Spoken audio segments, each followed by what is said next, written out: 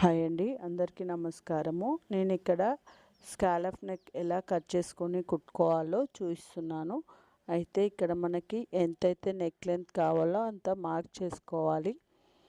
మనం ఏదైతే canvas use చేస్తున్నామో ఆ క్యాన్వాస్ని ఎంత మనం నెక్కి యూజ్ చేస్తున్నామో అంత వరకు చూసుకొని కట్ చేసుకోవాలి. అయితే నేను ఎక్స్ట్రా హాఫ్ ఇంచ్ పైన షోల్డర్కి మినహాయించి ఎంతైతే క్యాన్వాస్ అవసరమో అంత తీసుకుంటున్నాను. అయితే నేను ఇక్కడ యూజ్ చేస్తున్న క్యాన్వాస్ మెన్స్కి యూజ్ చేసే క్యాన్వాస్, మెన్స్ కాలర్కి యూజ్ చేసే క్యాన్వాస్ని యూజ్ చేస్తున్నాను. ఈ క్యాన్వాస్ చాలా స్టిఫ్గా ఉంటుంది. మనం కాలర్కి కానీ నెక్స్ కానీ వేసినప్పుడు నెక్ అనేది స్టిఫ్గా ఉంటుంది, డిజైన్ అవుట్ అవ్వకుండా ఉంటుంది. అయితే ఇప్పుడు స్కాలప్ డిజైన్ మార్క్ చేసుకోవడానికి నేను ఒక రౌండ్ క్యాప్ని తీసుకొని హాఫ్ సర్కిల్స్ చేసుకుంటున్నాను.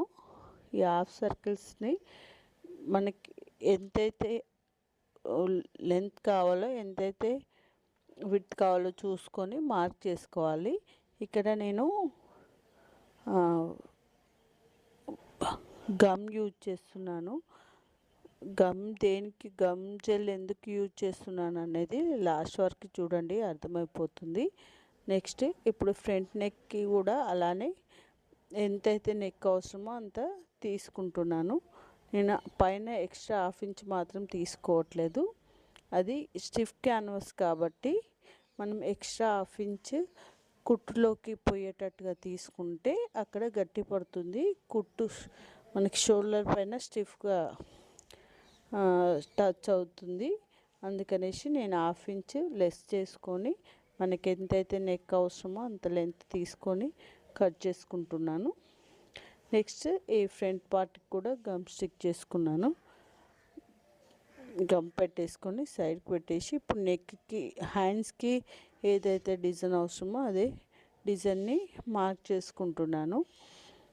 సేమ్ అలానే హాఫ్ ఇంచ్ పావించు విడుతులో లైన్ డ్రా చేసుకొని స్కాలప్ డిజైన్ని డ్రా చేసుకుంటున్నాను. ఈ డిజైన్ మొత్తం డ్రా చేసుకొని ఎలా అయితే డ్రా చేసుకున్నామో అదే విధంగా కట్ చేసుకోవాలి.